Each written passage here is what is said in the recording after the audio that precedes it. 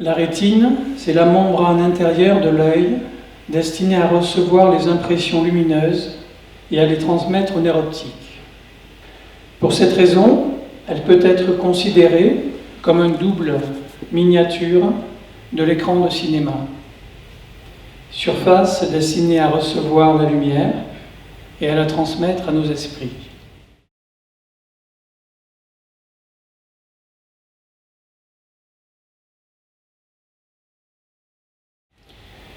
Si ce film a pour titre le nom de cet organe, fenêtre de l'âme, celui par lequel le plus souvent se produit le premier contact entre deux personnes, c'est qu'il se déroule en partie à l'intérieur des rétines des personnages, comme si cet organe participait à sa manière, un peu plus que nous pourrions le croire, au mystère d'une rencontre, peut-être aussi d'une histoire d'amour, et pourquoi pas du sens de nos vies mêmes.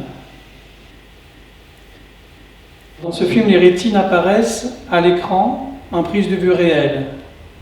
Ce seront les rétines des acteurs, offrant au public une expérience de vérité doublée d'une fascinante plongée dans les profondeurs de cet organe, comme dans une mer de corail intérieure encore inconnue. Cet organe fragile et intime accompagne la fragilité des personnages. Des liens rétiniens se créent et évoluent entre les trois personnages principaux, Lillian, Clé et Henriette, au fil du récit.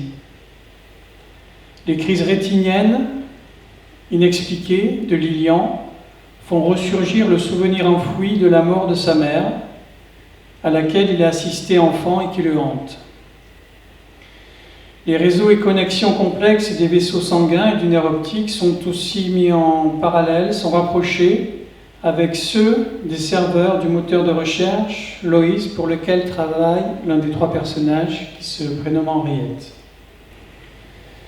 Donc le récit évoque la dimension magique, surréelle, irrationnelle que l'on prête à l'organe, comme par exemple la dimension sacrée des reliques, le cœur de Saint-Louis, le cœur et l'estomac de Napoléon ou le cerveau d'Einstein.